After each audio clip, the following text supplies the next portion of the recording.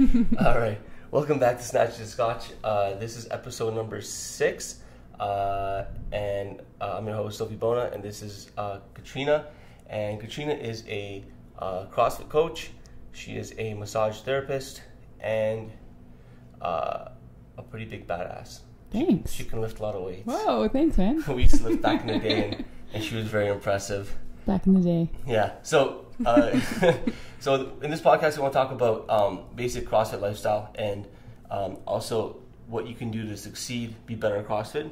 And the main focus would probably be about more so about nutrition. Mm-hmm. Not that you're a nutrition expert per se, but what I like is that you experiment things with yourself first before you tell people to do whatever they need to do. Whereas most coaches just kind of say, do this because I read it somewhere in an article. Yeah. And they jump on whatever bandwagon comes on Facebook, which kind of pisses me off, to be honest. So, how did you get started into CrossFit? From like back in the day, how did you get? Were you always into fitness, or what was the deal? I wasn't always into fitness. I was kind of, I guess you could say I was sporty. Yeah. Like high school sports. I played rep baseball and volleyball. Yeah. But after that, like after kind of high school age, kind of fell off. Got the freshman 50 on when I got into college. And been there. Yeah. So at that point, I didn't really do anything. I didn't even really have a gym membership for a while. Yeah. And then got my shit together, and I actually found CrossFit through a guy. Yeah. It's probably too much information, but I had gone through this like terrible breakup and whatever. And this guy was my rebound guy. The hockey guy. Was that no, he was like a climber. This guy was like... Oh, because I remember when we were lifting, you used to be like, you talked about this hockey guy or something back in the day. Hockey? I don't know who that was. Okay. Uh-oh. I don't know. But this guy was like a rebound guy. Yeah. From that relationship. And really glad I met him, actually, because obviously I wouldn't be where I am today if I hadn't. So... Sure. But unfortunately for him, he was a rebound. Yeah. So I had started dabbling into a few things with him, like he got me into climbing and yoga and CrossFit. Although he hadn't tried it, he just had at that point had just heard of it. A box had just opened up around the corner from his house, and he didn't really know at all what it was. He's just like, he knew I was looking for something with variety. Just wanted to, do something cool. And like, they do like tons of different things, and they do, it's called a WOD, and like, it's funny now that I say it back, but he's like, and he was from Toronto, so he's like, you have one right by your work, because I used to work just one street over from here. Yeah. And I came in for an intro, and at that point I was, like I said, doing a little bit of climbing, a little bit of yoga. Yeah. I dabbled in running, but I just really dabbled. Like, it wasn't, nothing stuck, nothing like kept my attention, I guess. Yeah, I feel like everyone who gets out of shape really bad and then wants to get back into shape, the first thing is yoga and running. I know, right? All the time. Because I know that I went through that as well. Running now. I know I hate running now. But I know that I used every lifter. I used to do hot, I know. I used to do hot yoga with my wife, and I liked it because it was like I sweat well and I got to relax and chill. But then it got kind of boring real quick, and then we did running, and that got boring really, really fast for me. I did a marathon. You did a marathon? I did the Toronto Marathon. Holy crap. So, long story short, I ran for a while, like on my own, and then like for a while, I mean like 3 to 4 months, not real running. I have like a cycling background, and then I did some running just to get back into shape, and I liked it. And then I stopped running for about 2-3 months, and my wife came down the stairs one night, and she's like, I wanna do like a marathon. I think this was before or after we had our first kid. I think it was before we had our first kid. She's like, I think it was before we had our first child. So she's like, I want to do a half marathon. And I think I had like 2-3 beers on the couch. Sure, and I was like, that's bullshit. Anyone can just get up and do a half marathon. I'm like, do a full marathon. Tell me you didn't. And and then so she's like, oh. So she leaves, and then she comes back. Like 20 minutes later, she's like, oh, I just used your visa and signed us up for a full marathon. Oh my God. Yeah. So she continued to run. And I just did nothing. Like I worked out and stuff, but I never really ran. Yeah. And then the day of the marathon came, and I was scared shitless. Like I was so scared because 2 weeks before, she made me do a 17K, and that destroyed me. Like, it hurt me so bad. Oh my God. So then we did the marathon, and I got through it. She beat me by like 20 minutes. It was an embarrassing time. But I finished it. I wasn't going to quit. Like, the half was good. When I got to the half, I felt good and fresh. And then when I got to the 30K mark, I just wanted to, like, you hit the fall wall? and die. Like, they pulled me over. The medics pulled me over and gave me salt pills. Yeah, to make me finish the marathon. It was a really bad experience. So don't do a marathon if you're not don't play on it. Yeah. Anyway.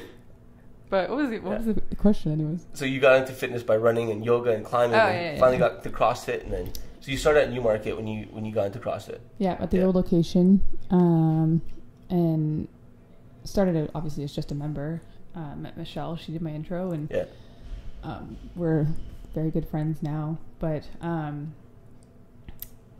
I knew right from my first intro that CrossFit's what I wanted to do. Yeah. Not necessarily that I wanted to coach, but I knew that like this is something that like was going to stick with me. I was like, whoa. This is crazy shit. What the hell just happened? Yeah. And then especially once I found lifting too, like I said, I hate running and things that are, like involve cardio. So but did you always like lifting, or like no? Once you started, this is my first experience with lifting was with CrossFit. Okay. And then it just snowballed from there. Yeah. Like, yeah. And it's definitely what I like best about it. But coaching came about a year after, and let's see what came first. My level 1 came first. I just decided I was going to go do it. Did the pay my $1,000 and got my level 1. Who's your coach at your level 1? Can you remember his name? I want to say Mike. He wasn't like a games athlete or anything, like Austin Maliolo and everybody was, or James Hobart was there. It was crazy. Like I went in and I was expecting like just good qualified coaches. Joe is his name. Joe? Yeah. Never I don't even know his last name. Yeah, so I went in and my experience is like I went in and I walked through like the registration line and I was like, holy shit, Camille is saying hi to me. Camille, was that yours? Yeah, oh, she was at my coach. Oli cert. And then and then Austin was taking my name down. And then Deborah Thomas, which is a coach with Austin at Reebok 1. Okay. She was there as well. And then Jason McDonald, the UFC guy who's like the head judge at the East Games, Canada East Games, he was there as well. Like a lot of cool people, right? And even the people who weren't, quote unquote famous, were really, really nice, and they're awesome. Yeah, I was a little starstruck. I was like, That was like me at the games last week. I was like, oh my God, Elizabeth Akinwale. Yeah, you went to the games. So you went to the games last week because Joanne made it as a Masters. Yeah. She killed it. Oh my God, shit. So proud of her. Yeah, she like just destroyed things. I kind of felt bad for her in the sun with the wall balls. I was watching that and my heart just kind of sank because she was doing so well, and that one workout just seemed to like punch her in her gut because it just looked like she was trying so hard and working so hard. Guaranteed she was. But like, it wasn't coming together for her on that one. She was telling me afterwards, she's like, my feet were so hot, and it was just from the heat and the mats. Oh my God. Emanating up through her shoes. Yeah. And I was like, that's so brutal. Like, I'm in the stands, sweating my ass off in the stands. Yeah. Just and they're not working out. 2000. And they're on these hot black mats. It wasn't 2007. Which one was it again? For what? That chipper they did with the wall balls, or like they had to do wall balls, and the target was higher, right? It was a 10-foot target. 10 foot, so they used a 10-foot target for women, and it was hot as hell and sunny. So when she was trying to hit the wall ball, and you can't see the target either. A lot of the ladies couldn't because it was black rods with black targets. Yeah, so and a clear the target was clear. Yeah, it was glass. Mm-hmm. So like it was unreal. Like she was saying that like as she would come up out of her squat, like to throw the ball. Yeah. Like sun would be shining through the glass. The glass, so she would get like glare, and then it would be shade, ridiculous. and then glare again. Why would they even do that? That's just stupid. I don't know. That's ridiculous. They were at regionals too. Those targets, but I think that's poor planning. That's dumb. Agreed. Yeah, that's stupid. Moving on. Wow. So I like we go on tangents. So,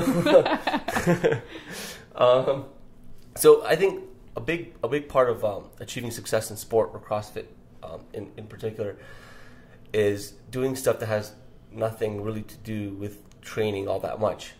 People who achieve success and are very successful are strong-willed and strong-minded. They come to the gym, they hit it hard every day, but they do that because they have good recovery and good nutrition. And you don't see people who have shitty recovery and shitty nutrition coming to the gym and just kill it because they can't. So true. And it's not that they're not mentally tough; they're just not ready to do it. No, they can't. So like I'm taking this. I take an like I do this HRV test, which is heart rate variability, and tells me how ready I am for training every morning. So I do this thing every morning. It's kind of annoying, but it charts my heart rate variability day in, day out, gives me a readiness score. And I know that if I drink the night before, for example, or if I eat a poor dinner or I have crappy sleep, I go to sleep late because I'm up late watching Netflix, which is evil. I'm going to say that again. If I do that, and I wake up in the morning and I have a really shitty heart rate variability, even though it's just I've only trained for one day, and then it looks really good because I'll go 2 days on and I'll go hard and I'll take a third day off with like an active recovery day. Yeah. And on my active recovery day, I feel kind of beat up, and then I scores like a 5-6, and then on that's usually a Wednesday. The Thursday I come back and I get like an 8-9, and I go hard, and I'm like an 8-7, 8. And I go hard, and then Saturday I'm like a 6, sometimes maybe even like a 4. Yeah. So I feel pretty beat up, but I still train through it. And then Sunday I'm like, it's my day off, and I'm at like a 1 or 2. Really? Yeah. I'm just like, no, like it's like the worst readiness score ever. Maybe it's placebo. So you think that like if you see a 1, then you know that like. No. So what I do is I take the score. I do the score like it's like with my phone and the heart rate strap and everything, and then I'll check it online much later, right? Because then it kind of sends the information, and they process the numbers. So, I mean, it's just kind of something for myself to track to see what I can do better to recover. Because stress is stress, and I get stressed out with work and family and the business, and then training is also added physical stress. So there's a lot of stress in my life. So I'm trying to manage it as best I can. Yeah. But what I'm trying to get at is like if you're not recovering well, then you're not going to be successful. Even if you're not wanting to be super successful in terms of being a games athlete, you're not going to be successful as a day-to-day athlete. You're not going to be able to get in the results you want to get in, right? And that's what. And so you started eating Zone, right? Yeah, that was probably like strict Zone about 5 months ago. And you're still on strict Zone? Yep. Holy shit! It's like it's very easy now. I think a lot of people don't do or don't want to do the Zone because it's hard to get going with it because it's effort. It's effort. Like, it's a lot of work. Yeah, but eventually it becomes kind of second nature. I want to hire someone to cook for me. My mom used to cook for me. No, like I used to pay her to cook for me. Oh my god! And now she's really busy with work, so she told me she can't do it. And anymore. You're a grown ass man. Yeah, she used to bring my food in Tupperware. Like she used to cook paleo for me. That's awesome. I gotta do my own cooking now. I'd take it if my mom did that for me too. Yeah. Well, it was on Mother's Day. I was kind of an asshole. It was on Mother's Day. I'm like, hey mom, there's a company called whatever. I'm not gonna put that company in here. Yeah. But I'm like, they charge so and so per meal. I'm like, how about you cook the meals for me, and I'll pay you for groceries and labor. It's awesome. Didn't last very long though. Oh. Yeah. It's a nice idea. But on Mother's Day? How rude. So Zone is tough, right? Like Zone, like to start off, like so I've never done Zone. Like when I eat my meals and I look at what I'm eating, I'm like, oh, this looks like Zone to me. Right? It looks like Zone, yeah. Because I always have Zone in the back of my mind. I try to eat like with the Zone approach, quote unquote. And I've always liked the approach of eating paleo-ish, depending on what your goals are, in terms of quality food, and then Zone in terms of quantity, right? But I guess I'm too lazy. That's like the in my opinion, the perfect way to eat. Yeah. Paleo and Zone. Yeah. It's really, really hard though. Together, yeah. I think with paleo, the physical effects, like the fact that there's no chemicals, the fact that it's like a hunter-gatherer diet where, like, if you could eat those foods all the time, that would be awesome. But we're athletes. We have performance goals. Yeah. And sometimes, like, if you were trying to eat paleo and zone at the same time, and still hit it hard in the gym and meet all these performance goals, you would be eating like it's your job. Yeah. Vegetables. You'd be eating like a bodybuilder or a powerlifter. Yeah. Yeah. But the volume, like, to get, like, I'm thinking more in terms of carbs here. Like, to get that volume in is not impossible, but it's not. Buckets of broccoli, like so much your jaw would hit. Yeah. So if you want to make gains, you're not going to eat paleo. I'll tell you that right now. Yeah, I'll go on record saying that. Okay. All right. I'm gonna agree. Like, if you want to get like jacked and you want to get strong as hell and you want to lift heavy weights, paleo is not going to do it for you. And I've tried doing it with paleo, and I've tried doing it even like with like paleo and adding some more carbs in, and I still wasn't able to do it. I go into the gym and I'd feel lightheaded. I'd feel like I can't perform. I feel weak. So then I just had to add in way more carbs that, you know, and adding carbs in is not a big deal. It's not a bad thing. It's just knowing when to add them. Exactly, right? And that's where Zone comes in. Yeah. Because it's a prescription. Right? Yeah.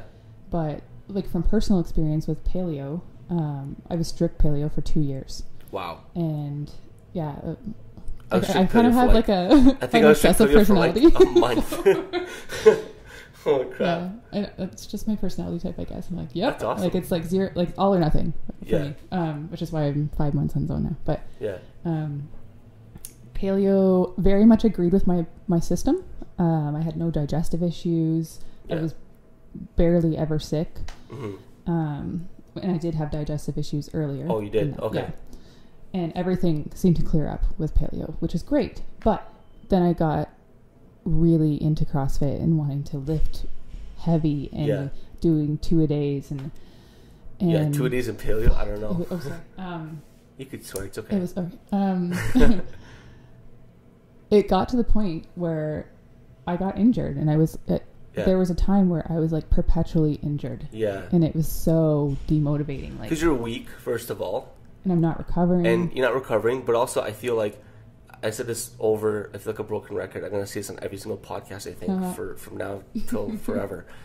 Where people who do CrossFit are always going to get injured if they are not focused when they're doing CrossFit. So if you lose that, even for a slight second, if you lose that focus when you're going hard through a workout, you're pushing yourself, and if you combine that with a poor diet, poor nutrition for what you're trying to do, then you're going to get injured, because that's going to, the biggest thing with paleo for me is I like paleo because it makes me feel good when I eat it, and I look more ripped when I eat it, but it doesn't let me perform to the level that I want. Like, it doesn't, when I go heavy, like if I'm trying to clean and jerk 300 pounds and I'm on paleo for the whole day, when I get that weight up on my shoulders and lift it from a clean, I'm going to feel lightheaded. Yeah.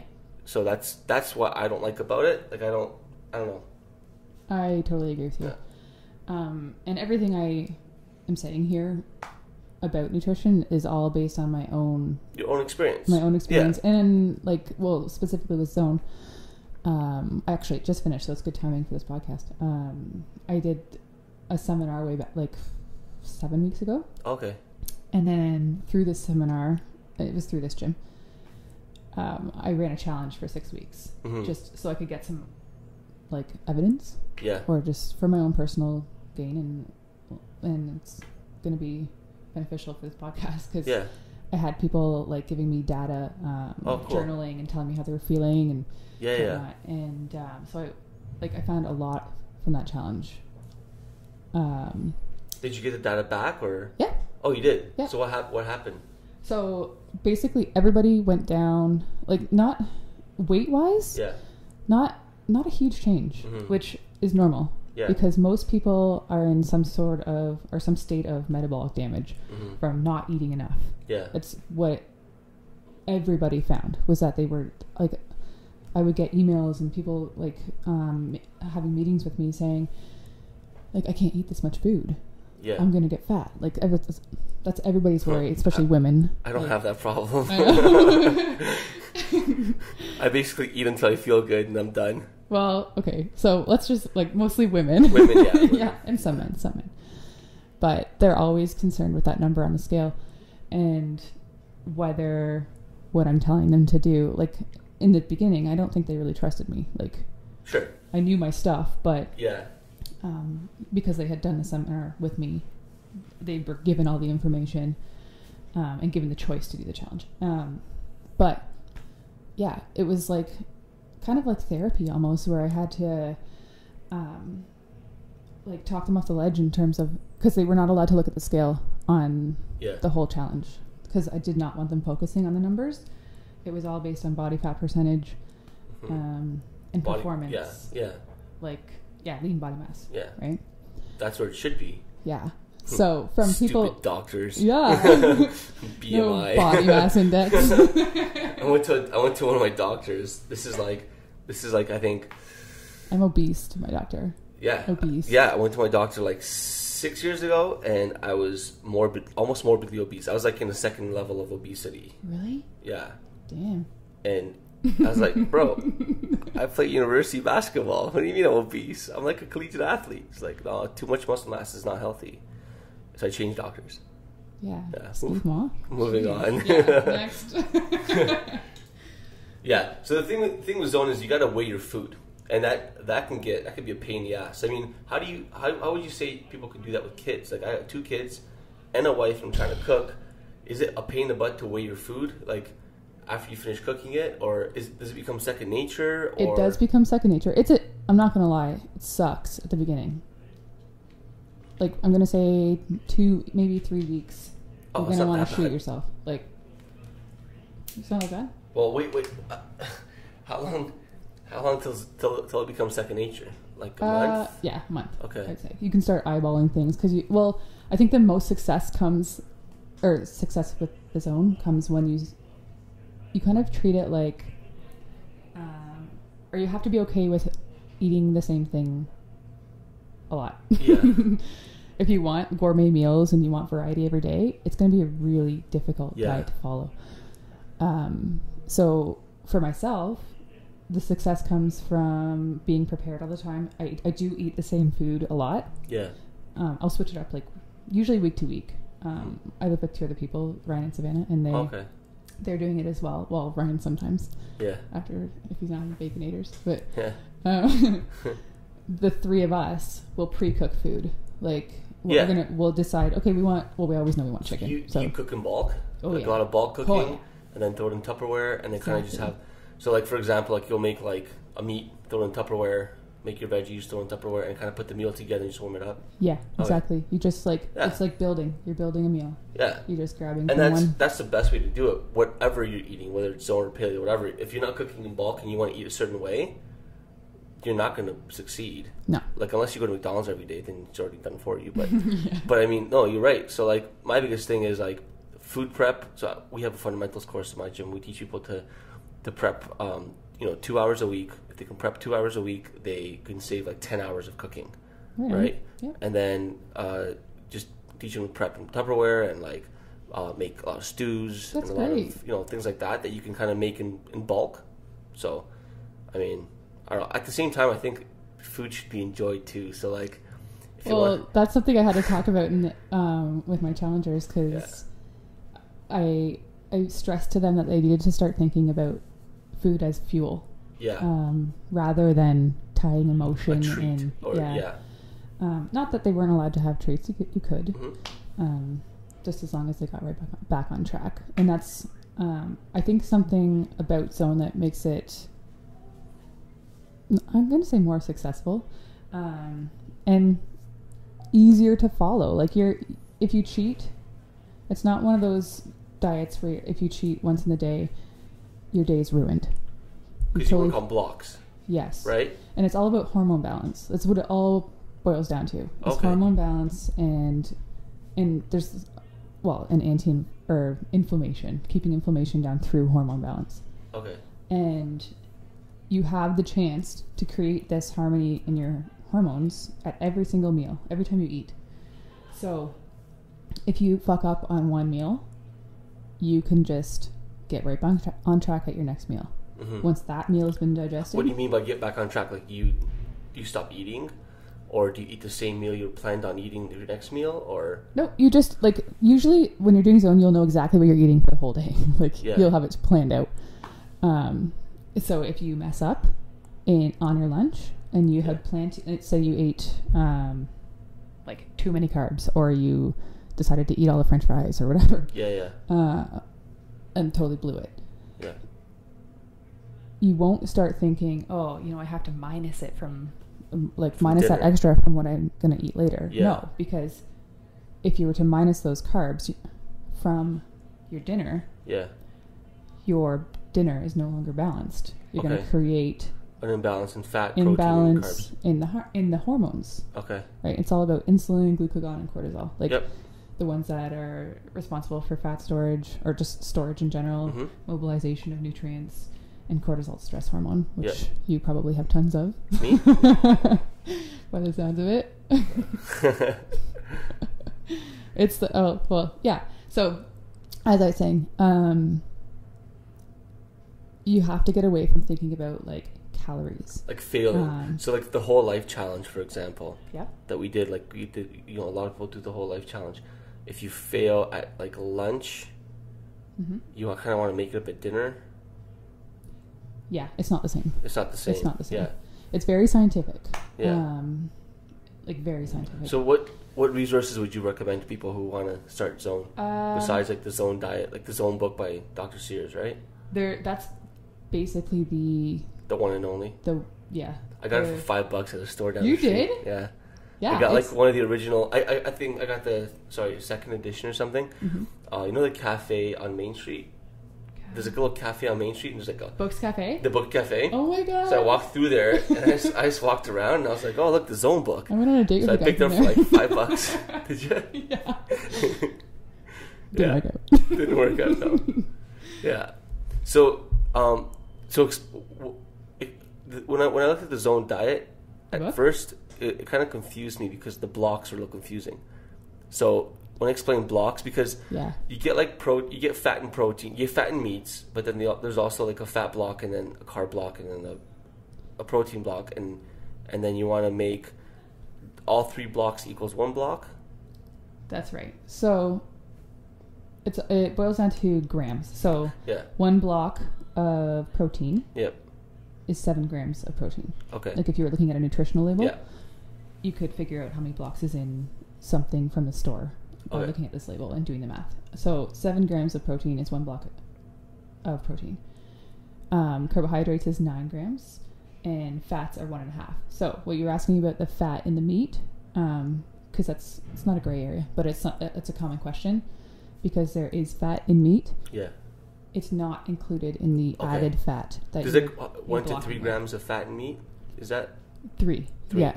Or it's 1.5. But if you were trying to create a balanced meal, you would be trying to make 3 grams of fat. Okay. Because like it's assumed that there's 1.5 grams of fat in the protein in one protein block. And you want to have another 1.5 added fat. Okay. To make a fat block. Does that make sense? Got it. Yes. Yeah. That's what confused me. So you need 3 grams of fat, but 1.5 grams is your fat content. But don't worry about the other 1.5 grams because you'll get it in protein blocks. That's right. What's wrong with that guy? I know. Why don't you just not mention that? I think and say, don't worry about the meat fat. That question. Yeah, but like it's everything's about the blocks. Yeah. It's a verb now. Like you're gonna block your meal. You know. Yeah. And so a guy like me would be eating I looked at eating Zone for a while. Yeah. I'd be eating a 4-block meal with 2-block snacks if I'm trying to like maintain, 1-block snacks if I'm trying to like lose, right? I'm 225. You probably be eating more than that. You'd be surprised. Yeah. More than 4 blocks. Depends what your goals are. If you want to lose weight, then I want to get down to 210. You want to get down to 210? Yeah. Okay. So you have to take into account your activity level. Yeah. And there's very convenient calculators online. The Zone Diet website has a good calculator on there, and there's a couple ones through CrossFit gyms coming up that are excellent. So just Google Zone Diet calculator. Yep, they'll both come up. The two main ones that I use, and it accounts for your activity level during the day. And you also need to account for like your job. Like, do you have a physical job? That's also included in activity. However, like for myself, I'm a 6 foot tall female, pretty large female, and like pretty well muscled. I eat 18 blocks a day. Notice how she didn't tell us her weight at all. You want to know? Okay, we're going to take a break. When we come back, she'll tell us her weight. Right, we'll be back.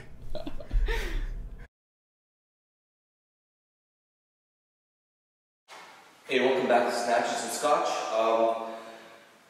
This is the first part of a multi-part series we're going to be doing where we're going to show you guys how to work with dumbbells. Dumbbells are very, very underrated in the gym. My favorite movement and tool to use is a barbell. However, the barbell can cause some compensation issues, so having dumbbells and working with dumbbells is key. Someone asked me to put this together for the local fire department, so I figured I might as well make a video out of it and do as many movements as possible that are very functional. So this is going to be called, it's the first part series of the functional dumbbell. And in this first part series, we're going to cover the presses. Okay, most people press the dumbbell, do a seated shoulder press or a bench press at the gym, which is perfectly fine. Bench pressing, same thing as a push-up. You pull the dumbbells and press out. You know, scapula's on the bench, butt down, heels down. We're going to cover a few other things that people usually do. The first thing is the strict press. And with the strict press, we're going to start off with dumbbells on my shoulder, elbows nice and out. So I'm here. Before I start pressing, I'm going to squeeze my stomach. Okay, flex my lower abs. I'm going to squeeze my butt. Get into a nice straight position. My scapula is going to be down and back. All right. From here, I'm just going to press directly overhead. And now when I press overhead, a lot of times you start shaking. So press, engage those traps. Your lower traps should be engaged. So squeezing those scapulas down and back and locking it up. On the way down, elbows forward. Okay, and this is more of a controlled movement.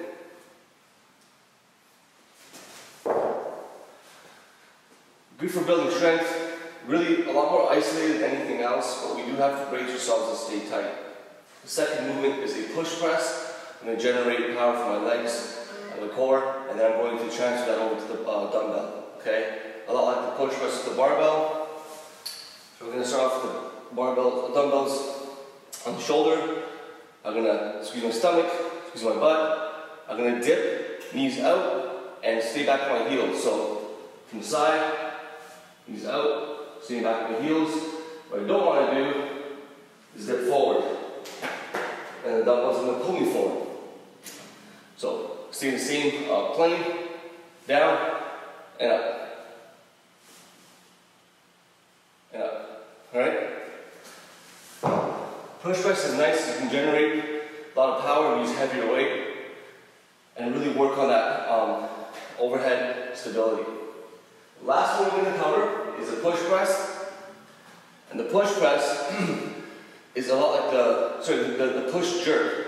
It's a lot like the push press, where we dip, we press, and as soon as we get the dumbbells off our body, we actually are going to push ourselves under the dumbbells, catch them, and stand them up. Alright? So a lot less use of the arms. The strict press is arm dominant. Push press is a lot more body dominant, but also a lot of arm work. The push jerk is mostly body dominant. So what I mean by that is we're creating most of the power with our body, our core, our hips, our legs, and we're catching it. And then our arms' job is to support that weight overhead. Alright? So here's the push jerk. Same principles apply to the push press.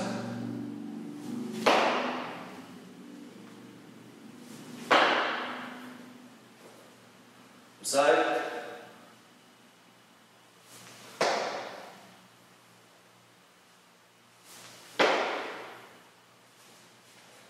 Alright? So those are the 3 overhead presses we like to do.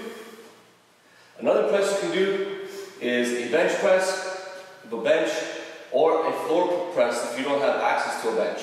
Alright? The floor press is nice because, and it's really nice to use with athletes, reduces the range of motion and It keeps your shoulder a little bit safer. Alright? So, 4 press. We start here. Okay? And my scapulas are down and back and push it to the ground. All I'm going to do is press and come back down. Press. Notice I'm exploding up and then coming down with control. Okay? The nice thing about the vertical presses, as well as the horizontal presses, you can play around with them.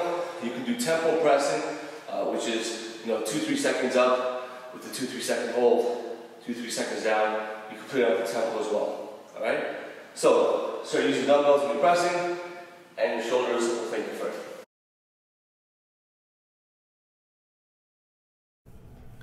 All right, we're back. So, we're not gonna ask Katrina her weight. It's okay. Rude. What? So rude. Well, ask me how much I can deadlift. You know what's gonna happen? We're gonna get Katrina to compete in a weightlifting competition, and we'll all know where she's at. Yeah. So, when you talked about earlier about food being fuel, that's something people don't understand. It's a very hard concept. We're very brainwashed. Because people feel like, oh no, food's gonna make me fat, or food it's is fear. really You're good, scared of food. and I want to get I want to eat whatever I want. I want to eat food because I love food. People just kind of, they're not lazy. I don't think. Yeah, I don't think they people are. No, I don't think people. I don't think people are as lazy as we think they are. I think we live in a society that's full of self gratification. Yeah, so definitely. we want instant gratification, and we want to be gratified. And if anyone stomps on our ability to be happy, we're pissed off. Do you know what I mean? Just because we live in Canada, North America, that's North America is. I grew up in Europe where we grew up really poor, and then we somehow got to Canada through my grandfather. It's a really long story. I'm not going to go into that at all. But when we got here, I grew up very, very, very poor. I couldn't play soccer because I didn't have cleats, and then we went to, what's that store? Goodwill, yeah. And I wanted my mom to buy me a pair of cleats. I found some of my size, and they were 50 cents. And she was debating it, and I was like, dude, 50 cents? How are you debating 50 cents? And then I finally got my cleats, and then I started playing soccer, but I couldn't play for a team because we couldn't pay for soccer, and eventually got recruited. But I mean, people don't understand how tough it is to really fight for a lot of things. People live, especially in York region, Newmarket area, and people are pretty affluent, pretty well off. Yeah. So when we look at clients in this area, and even CrossFit clients, because I mean, for the most part, CrossFit clients aren't people who are struggling to eat. They're paying a premium for fitness. They're paying someone to coach them. They're okay for the most part, right? But what I'm trying to say is I think people just want to eat whatever they want because they want to please themselves, and they don't want to get over that hump of eating something that they may not feel like eating because it's not going to make me happy. It's not going to make me feel good right now. Right now. It'll make them feel good tomorrow. It'll make them feel good for the rest of their lives. It'll make them perform better, but it won't make them feel good right now. And so true. That's kind of the thing I feel like people with food and recovery are having a hard time with. Because even when I tell my clients to recover, they don't recover at all. No. So we have a challenge at our gym every month. This month,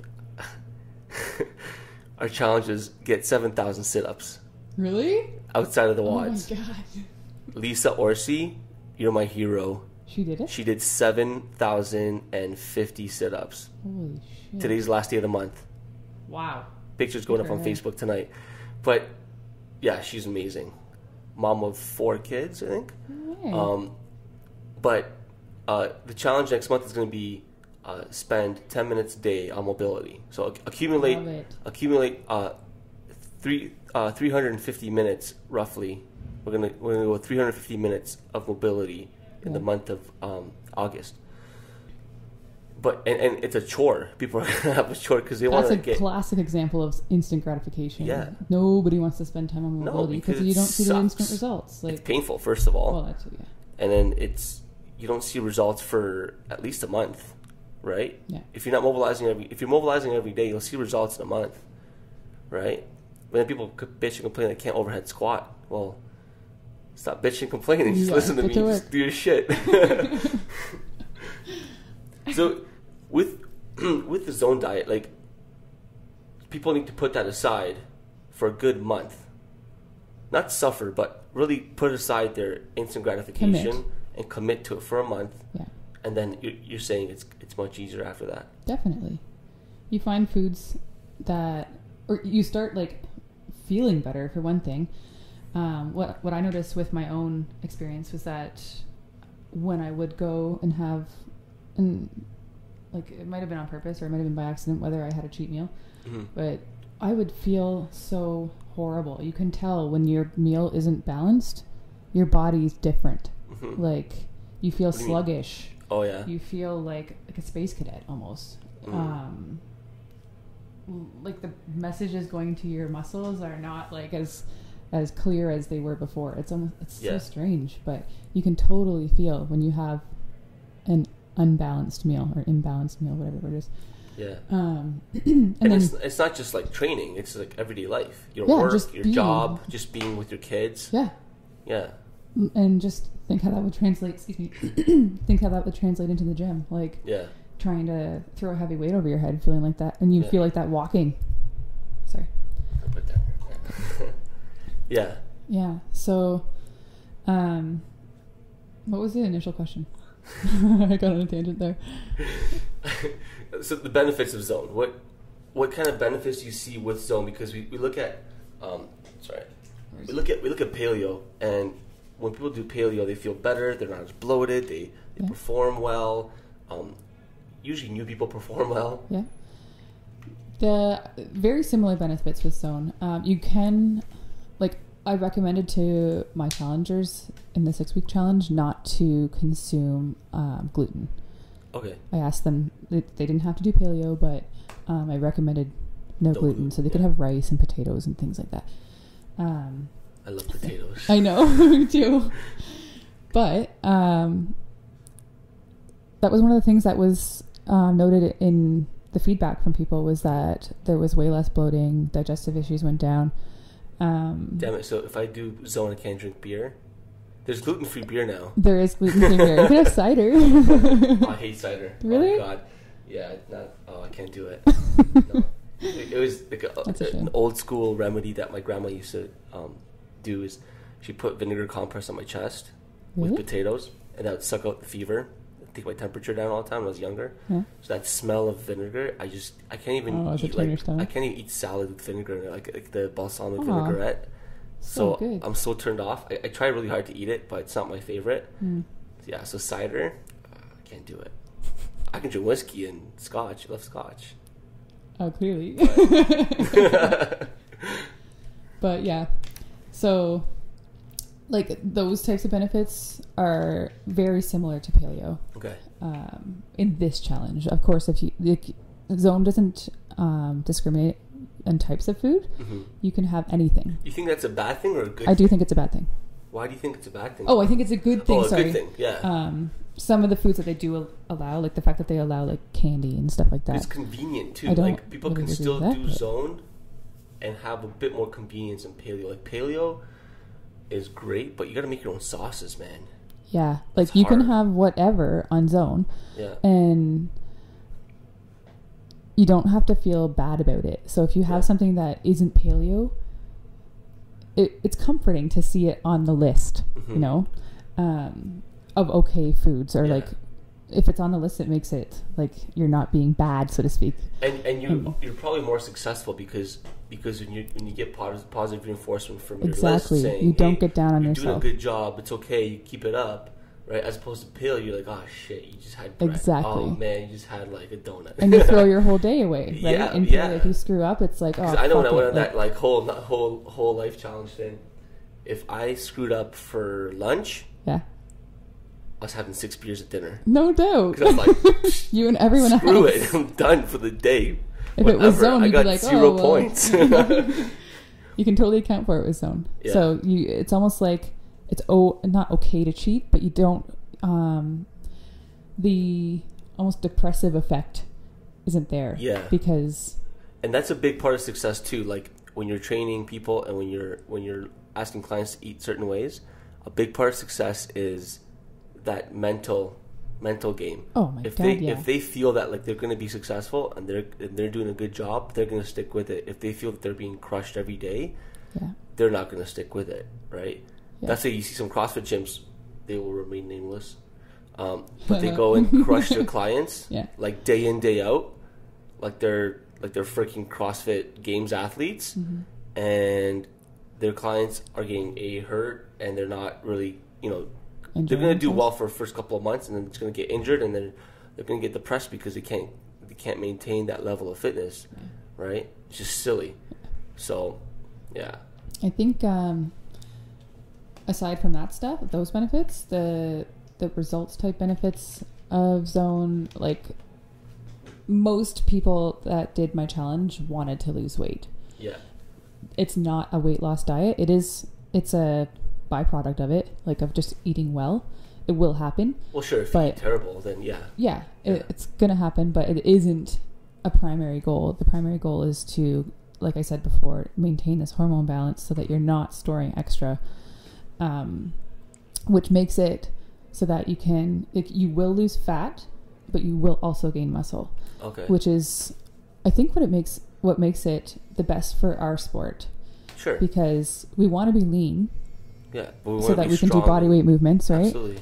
And like we can run. That's my goal. Yeah, exactly. I want to lose. So when I played university basketball, I was like 210. Yeah. And I was like really fast, explosive. Now I'm 225. I'm 15 pounds heavier. I'm way stronger. Right. But I want to lose like at least 10 pounds. I can do like strict handstand push-ups easier. Exactly. Because right now that's what we horrible. Think about. Like right now I can't do. I love that we think that way though. Strict handstand push-ups. This is not my thing. I could do like 5 and then I'm done. Exactly. And this could get you that. You'll lose the fat mass. You'll still at least maintain your body mass, or your muscle mass, if not gain. And it's that happy medium, right? Like with other diets, and I won't name them all, but like whatever one you were to pick, there's always a detrimental effect. You're either going to lose muscle mass, like the Atkins diet, or like a high protein, ultra low carb diet like Atkins. You're going to lose muscle mass, or like a low fat, low protein muscles diet. Need protein. Pardon me? Like a low fat, low protein diet. Yeah, that's no good. Sorry, muscles. We're not making fun of you guys out there. We're just really laughing loud in our heads. Now that we're on the topic of Atkins, it's ultra low carb. Yeah. High protein, so you can keep your muscle mass because you're feeding the muscles the protein that it needs, probably in too high quantities. This is getting a little bit sciencey, but when you ingest protein, you release glucagon, which is like the mobilization hormone. Yep.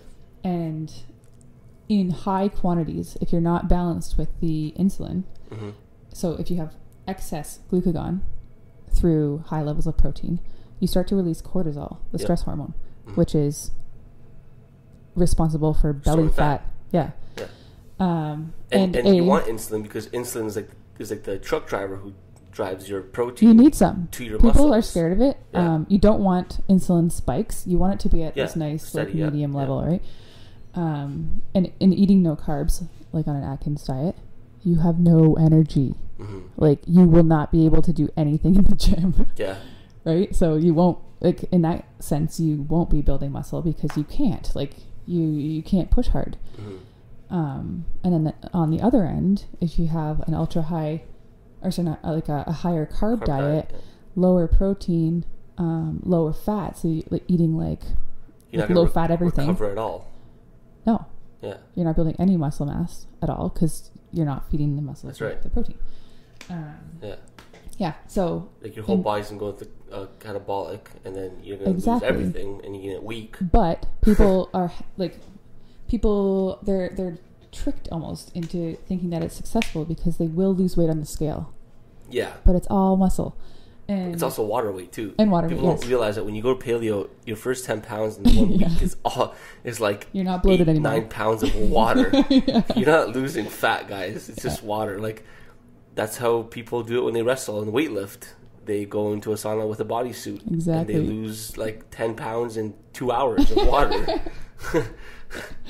That's hilarious. Like when I teach kids, like so my full-time job, like I teach grade 7s and 8s, and when we do health class, we talk about body image and eating and fitness, and then I show them like, you know, certain images in magazines, and I'm like, these guys are shredded and ripped, but I know athletes that will own these guys in the gym, and they don't look that shredded and ripped, because these guys, they get like a 9-week notice before a photo shoot, and they shred, and then they also dehydrate themselves a couple of days before. Yeah. They don't drink, they don't eat to look that lean. I heard a trick from the games about putting preparation H on your abs. You ever hear that? No? Really? Yeah. Apparently it dehydrates like the area. Shut up. It makes you look a little more shredded. Just a little tidbit. I'm going to do that next time I go to the beach. Let me know how it goes. I'm going to smell like shit and have roof abs. Oh my god. Yeah. Yeah. So,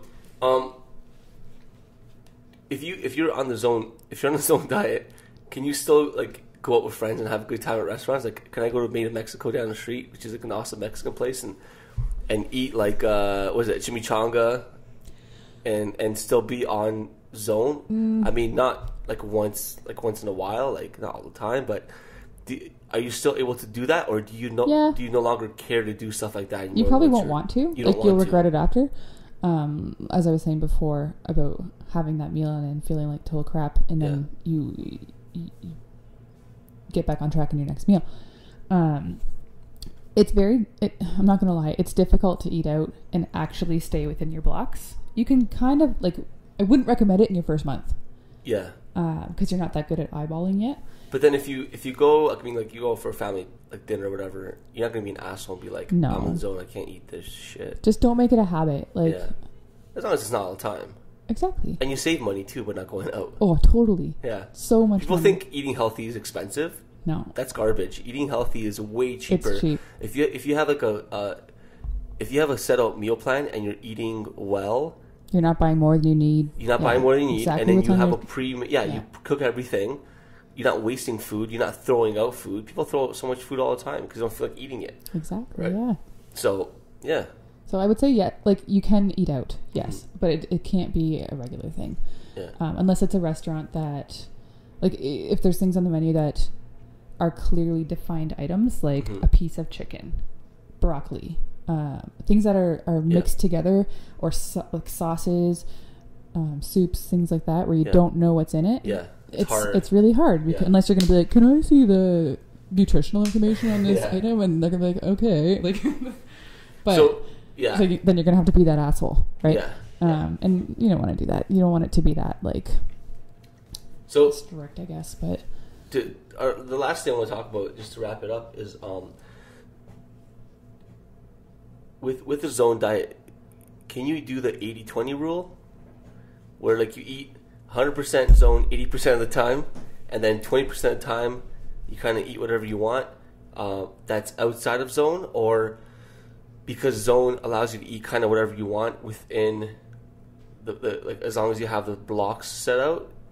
I'm gonna say no to that. No 80-20 rule. No. Because I know a lot of guys who eat paleo swear by the 80-20 rule. Yeah. They're like, yeah, we can eat paleo 80% of the time, 20% of the time, do whatever I want. So, like, I guess it might work out to 80-20. I don't really feel comfortable saying, like, yeah, do 80-20. Like, so, like, giving people permission to, and then they'll, do it. They'll kind of do, but like, if you screw 50-50. Up, like, yeah, exactly. Yeah. If you screw up, it's okay. Like I said, you get back on track in the next meal. So, yes, I think it's actually healthy to eat bad sometimes. So you keep that stimulus of feeling, you realize what the effects are. Yeah. And then you're reassured as to why you're doing this. Mm-hmm.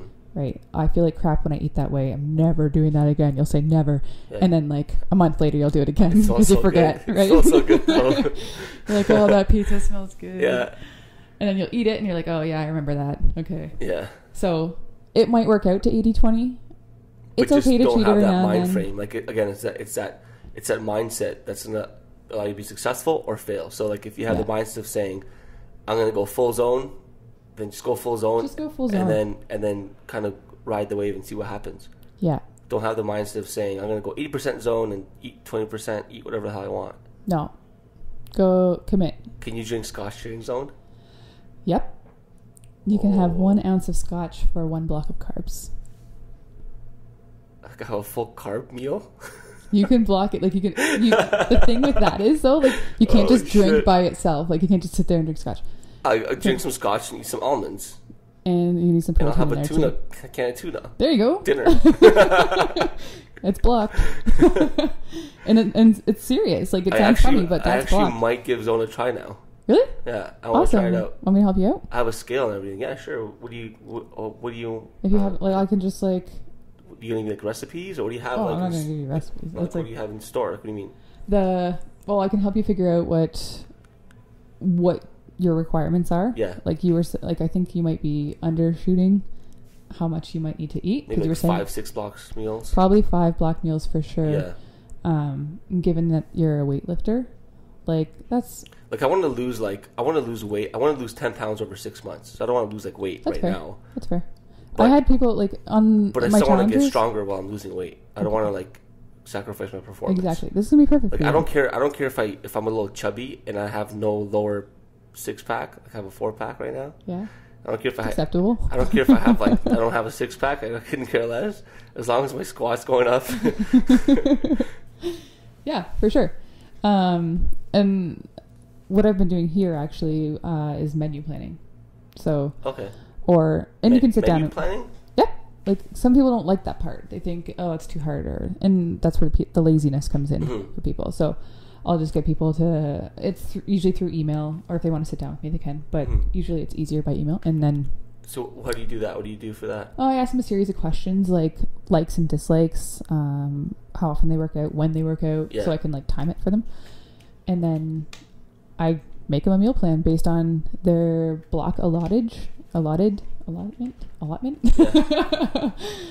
And it's really successful. I'll give them like variety too. Like I usually give like 3 or 4 different, and I'll do it with like WOD days and rest days. Yeah, because that's cool. Yeah, if your goal is to lose a little bit of weight, it's best to take it down on rest days. Yeah. Otherwise, you can just kind of eat the same blocks every day. Makes sense, and it's fine. Yeah. But like my coach gives me meals right now, but it's like. It's not blocked. It's not zone. Mm-hmm. It's like paleo friendly meals with like eating way more carbs than I need. Like I can eat kind of a lot of. It's pretty open. Yeah.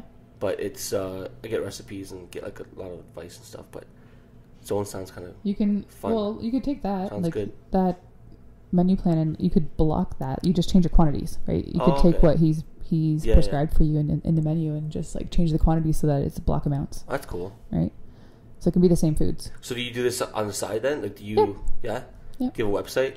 I don't have a website. Oh, what's wrong with you? I don't know. Oh, man. Okay, you need to get a website and get this shit done. Okay. And like, if you're blocking for people. It was kind of just like out of the goodness of my heart at first, but then it became like popular, so. Sure, and then it's your time. Yeah. So how much would you charge for someone like saying, hey, I want to start zone. I want to get a meal blocked for how a week, like a month? I usually do a week. A week. But you can. It could do you for a month for sure. Yeah. I could do you forever if you wanted. You just kind of change up the protein or change up the carb that I've put in there. Yeah. But if you're one of those people that eats the same food every day for a week, it could do you for a month because it gives you 3 or 4 WOD days. It gives you 3 recovery days. Like, it's a lot of options. Nice. But, so how'd you get into doing this? You were just doing it for yourself, and then... I just did it for myself. I got really good at it. It was working really well, and then... Yep. And then you kind of just did it for friends, and then... I did it for friends. Grew and organically? Through the seminar that I did in the challenge. Yeah. That's when I started offering it, like, formally. Nice. And it was, I think I charged $45 for a week's menu. Sick. Yeah. I'll do that. Yeah, and we'll get your 10 pounds off. Sick. Maybe 15. Maybe 15? 210, baby. If I'm at 210, I'm snatching 265. That's what's up. End of the year, I'm telling you right now, end of the year, snatches and scotch, I'm going to be on the podcast. I'm going to snatch 250 at least. 250. Let's do it. That's my goal for the year. Right on. I'm going to hit that, no problem. Guaranteed. No doubt. watch me fail. I've I've actually never failed a fitness goal yet. Like, I've always set pretty realistic goals. I've never failed anything I've said. 10 pounds in 6 months is not unrealistic. Yeah. No. Right. That's good. People lost 10 pounds in 6 weeks in the challenge. Yeah, I think that was a lot of water weight, though. But I still like to drink beer and like. All right, then it might be that, 6 months. Might be good for you. Yeah. All right. Well, so what we need to do is get your website set up. Okay. I'm dead serious. All right. Get your shit together and set up a website. Okay. Come up with a cool name, and I have my boy Saul. He set up CrossFitandZone.com. You've seen my website yet? Yeah. It's good. So he did a pretty good job with it, and then he set up SnatchesandScotch.com. That's gonna be live by the end of the week. Saul, get your shit together. It's supposed to be live today, but it's not. Thanks, Saul. He has actually his company's down the street from you guys. He did what? His company is across the street from you guys. Oh shit. Yeah, it's Pixel Thought Media. It's an advertising company, and it's literally right beside the bowling alley, the building. Yeah, Stella. Yeah, right beside there. So they just moved there. So yeah. Right on. If you get a website going and you start something, trust me, it's gonna take off. Right on. Okay. You'll do well. I'll do it. Do it. even if you just go do a basic. Go to WordPress and just start a basic WordPress website and just start a blog and I'm so bad at that stuff. Get people to be able to contact you, right? That makes sense. Like, just because you're not out there, no one knows that Katrina does zone blocking. The reason I personally never started Zone is because I started Zone for 2 days. I had the scale. I have a digital scale. I was weighing shit and I was like feeling good about myself. I bet you got the best digital scale too. I do. Well, my mother-in-law bought it for us. It's an awesome digital scale. So I started Zone for 2 days, and after I was just like, I don't get this shit. I don't have time for numbers. I'm just gonna eat like waffles. No, you didn't. Yeah, did you? I ate something. I don't remember what I ate. I ate something that wasn't good. But like the reason I didn't commit and I didn't start, the reason I couldn't even do a month of Zone is because I didn't feel like I wanted to block my meals. So if someone can block your meals for you, then you'll be way more successful with Zone. You'll get ripped, you'll get jacked, and you'll maintain your strength and all that. Pretty much. Yeah. All right, I think that's it. Alrighty. Thanks for coming out. Anything you want to promote? Thanks for having me. No? Promote? Yeah, like yourself. Besides like planning Zone meals for people. Oh, I do massage therapy. Yeah, she's a massage therapist. Newmarket Central. Yeah, he breaks you, I fix you. Really, yeah. Is that what you're saying? No. So we have a really badass gym here, and it's a beautiful, beautiful facility, and plenty of room to get broken up with your workouts, and then you can come see Katrina. Really nice. Actually, this is one of the nicest. I was telling her, this is one of the nicest decorated massage rooms I've ever been to. Thank you very much. It's beautiful. Camera doesn't see very much, but it's quite nice and relaxing. And then she'll have a website up soon. That if you guys sign up for her email, I'll give you her website. I do have a Facebook page for my massage. Oh, do you? What is it? It's called RX Therapeutics. I did see that. That's cool. Yeah. Right yeah. So go to Facebook, RX Therapeutics, and then follow that, and then you can get in contact for your zone planning as well if you wanna get hooked up. Put it on there. Yeah, put it on there. Throw it on there. Okay. It's therapy. Yeah, food therapy. That's why I did therapeutics, because it was like an umbrella term. You know, that's right. Do a bunch of things. Smart girl. All right, if you like the podcast, follow us on YouTube. Go to iTunes and give us a 5-star review. And we have some pretty freaking awesome guests coming up this month. I'm telling you right now, we're going to be traveling all over Ontario, interviewing some top-notch coaches, some inspirational athletes, and stay tuned. All right, see you Thursday. Right on.